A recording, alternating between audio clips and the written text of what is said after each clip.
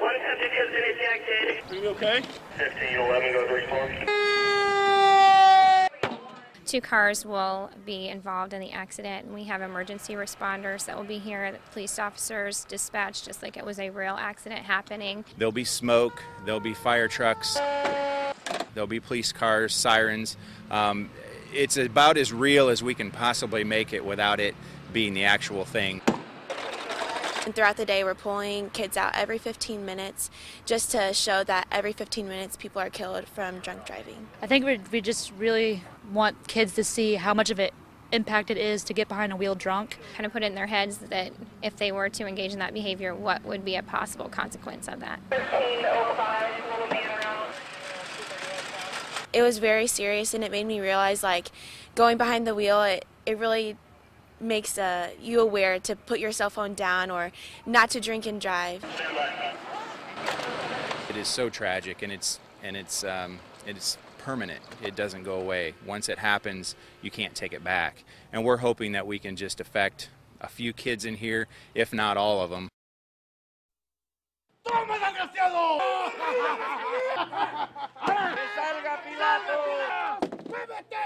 For us as Christians, this is a holy day. It's a day of supreme love when Jesus offered everything for the whole world. The center is the cross. How did Jesus die for us? How did he pass away?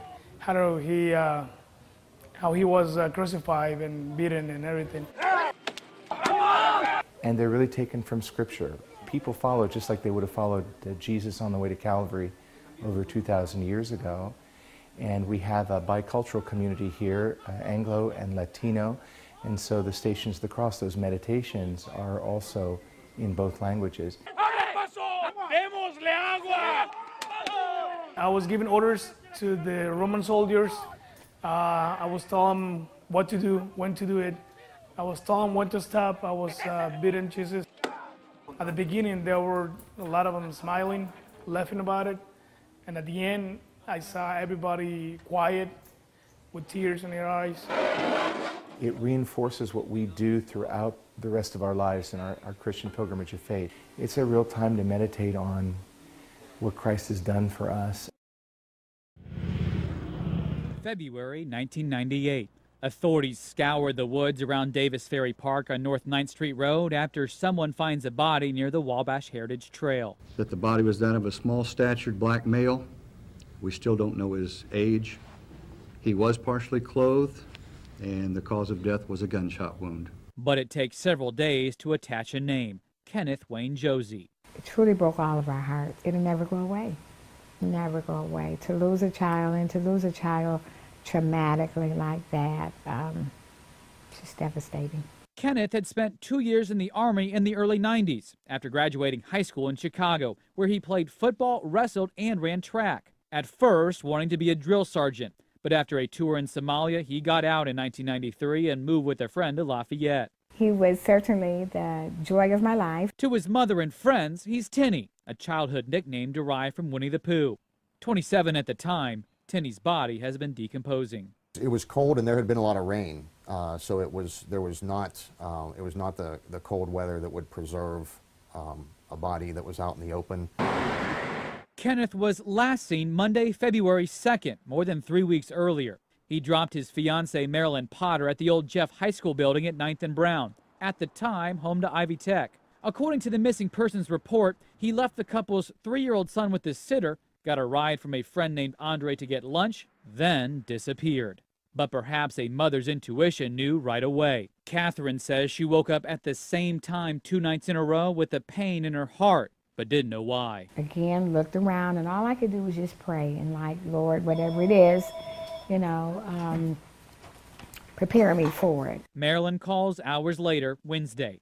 But the missing persons report isn't filed until more than a day later, just after midnight Friday morning, the same day Kenneth is due in court for a misdemeanor charge of false informing. At the time, he and Marilyn were also in small claims court, targeted for eviction by their landlord at 1302 Columbia Street. Marilyn tells News 18 the two had been in a relationship for about 5 years. In the missing persons report, she says Tinny fought with a man named Willie Keller at her mother's apartment. She told police she wasn't sure when it happened, but threats were made. Another name in the report could provide more clues: Steve Tuck, who was sentenced 5 months later to 50 years in prison for dealing cocaine. In April, after he moved out of his home here at 1218 Queen Street, troopers searched the house. While detectives cannot tell News 18 if they discovered anything, Catherine says they found a newly repaired wall and blood. Coincided with Kenneth's blood. So they're thinking then that something must have happened in the apartment and he was removed from there. Because of his athleticism and his Army training, she believes Kenneth had to have known at least one of his attackers. This one is truly, I mean, it's cold. There's not much going on. There wasn't much to go on at the time. And so, 3 weeks later, Kenneth's body is found here at Davis Ferry Park. But police say he wasn't killed here. Instead, someone dumped his body. Because despite recent rains, his body was far enough away from the water's edge of the Wabash River. The detectives know he didn't float to the spot. Though it's been years since Indiana State Police got any tips, the case has not been forgotten for Tom McKee, who helped search the woods in 1998 looking for clues. Because I was there, it's a case that sticks with me, that I would like to get it solved. So what happened February 2nd, 1998? Where did Tinney go after lunch? Where was he killed? Was a mother's 1 a.m. intuition correct all along? I'm confident somebody knows what happened to him, but I think enough time maybe has gone by that they would be willing to come forward now. I think it would bring closure. Yet, even without closure, life marches on. Kenneth's 3-year-old Dwayne is now 19 and a sophomore in college studying business. We just say his dad would be so proud of him. But Catherine says it's the what-ifs that can be haunting. A life cut short when there was still so much left to do. It was hard, the hardest part of my life. I mean, I've lost my mom and grandparents, but when you lose a child, it's hurtful, really hurtful. After you're done doing this, make sure you do this. It's gross how many people don't wash their hands after going to the bathroom, and unfortunately that's just the nature of things right now. It's just the state of humanity. It's a dirty world out there. We went to the lab to find out just how dirty it is. With the help of Ivy Tech biotechnology students, we tested a number of areas and compiled this list of the top 5 dirtiest public spaces. Coming in at number 5, the ATM. Students found traces of human waste. Wow, that's like, yeah. I'm not going to the ATM machine now because that's exactly where we're on our way to. So I get money off my card, but I'm just going to go into the bank, man. That is so nasty. Number 4, those popular movie rental kiosks. We tested the DVDs, which were covered in so much bacteria, most of it was unidentifiable. At 3rd on our list, the public toilet seat also had traces of fecal matter. 2nd on our list, the bathroom door handle. In addition to feces, we found mold. And number 1 on the list, grocery store shopping cart. Tests reveal a wide variety of bacteria and excrement. Getting exposed to someone else's fecal bacteria isn't necessarily dangerous. It's gross, but it's not necessarily dangerous. I think I'm probably going to buy more hand sanitizer. Yeah. Pretty shocking. Yeah, that's kind of gross, actually. Doing our part through constant hand washing helps prevent sickness and the spread of bacteria. Ideally, you wash your hands. You get a paper towel. You can use the paper towel to turn off the faucet and to open the door, and then throw it away as you're leaving. Not touching other things after you wash your hands certainly is part of the best practice. Another Black Friday is in the books, but this year the deal started a bit earlier at 8 p.m. on Thanksgiving. It's a new way of shopping and a kind some customers say they're not for. I don't like it. If you look at the mall now, it's empty. And 2 years ago, it would have been full. And I think they would have more business all day. if they still just opened at 6. Many Simon malls around the United States decided to open on Thanksgiving. Tippecanoe Mall Marketing Director Halima Gray says they wanted to open early to give shoppers the option. A lot of family traditions are shopping or a special restaurant or going to the movies, and we want to provide them with that opportunity. Kayla Castleberry says for her it was convenient. I don't mind it. I mean, it's kind of nice to have the extra time to shop, and there's a lot of good sales. So some like the idea, others not so much, but many say they don't really care either way. They're just looking for that special item. Braxton Rathod waited in line for 5 hours to get his perfect item, the new pair of Jordan tennis shoes. Rathod says he was surprised to hear about the mall's extended hours. It's supposed to be Black Friday, not Thursday. Though he admits opening early did give him a prime spot in line. A lot of people that do have the problem with that. You can get there before them. And for Rathod, that meant being the first to get that shiny new pair of shoes. Here we go. This is what the wait was over. But no matter what time the mall opened this year, shoppers all agree it was a successful day packed with great deals. Reporting from the Tippecanoe Mall, Elizabeth Rentschler, News 18.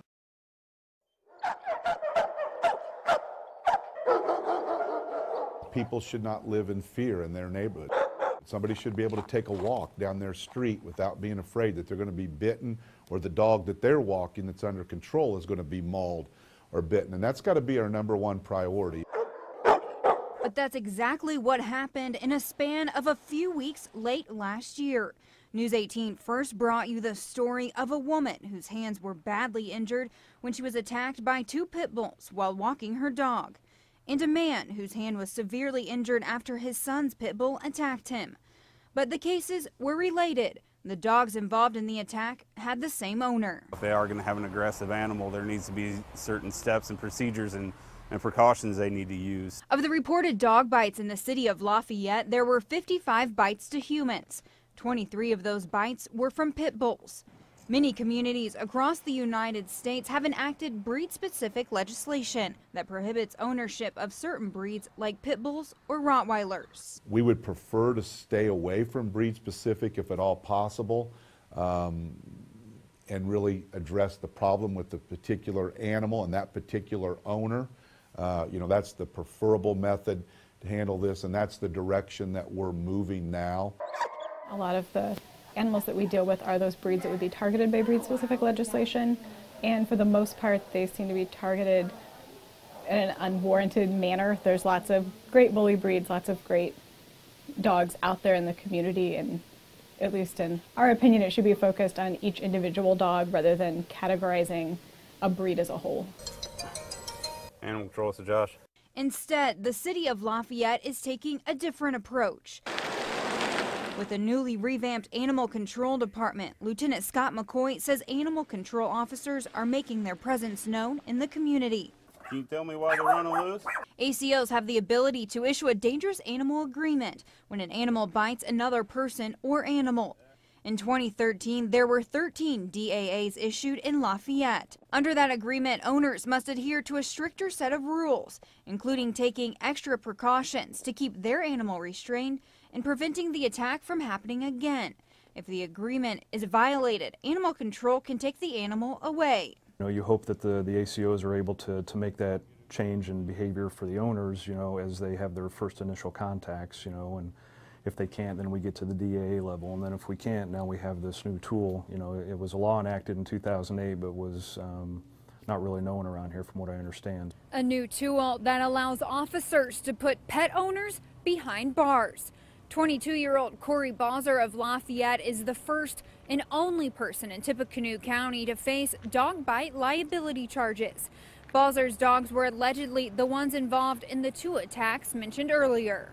One dog named Chewy was already under a dangerous animal agreement for a previous attack and has since been euthanized. You know, we were fortunate, you know, that the prosecutor's office was on board with the case that was put together involving Chewy and Corey. But so hopefully that sends a strong message, and you know, I do want people to know that they will be held responsible, you know, in the realm of the city ordinances, you know, maybe hitting their pocketbook first, and then they can be held criminally liable as well.